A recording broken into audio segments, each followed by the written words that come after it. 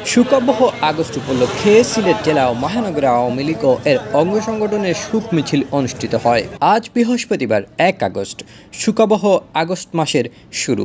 এ মাসে বাংলাদেশের ইতিহাসে নৃশংস ও জঘন্যতম হত্যাকাণ্ড সংঘটিত হয়েছিল।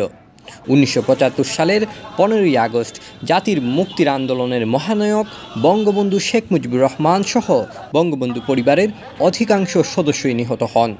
শোকের এই মাস আগস্টকে যথাযথ মর্যাদা ও শোকাবহ পরিবেশে পালন করবে ক্ষমতাসীন আওয়ামী লীগ।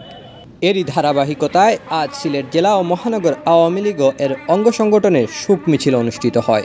এ সময় উপস্থিত ছিলেন সিলেট মহানগর আওয়ামী লীগের সভাপতি মাসুক উদ্দিন আহমদ, সাধারণ সম্পাদক অধ্যাপক জাকির হোসেন, সিলেট জেলা আওয়ামী লীগের সাধারণ সম্পাদক নাসির খান সহ উক্ত সংগঠনের নেতৃবৃন্দরা। শোক মিছিলে উপস্থিত ছিলেন সিলেট সিটি কর্পোরেশনের মেয়র জনাব আনোয়ারুজ্জামান চৌধুরী। সেই সাথে উপস্থিত ছিলেন বাংলাদেশ আওয়ামী লীগের কেন্দ্রীয় কার্যনির্বাহী পরিষদের সাবেক সাংগঠনিক সম্পাদক অ্যাডভোকেট মিসবাউদ্দিন সিরাজ সহ অন্যান্য নেতৃবৃন্দ।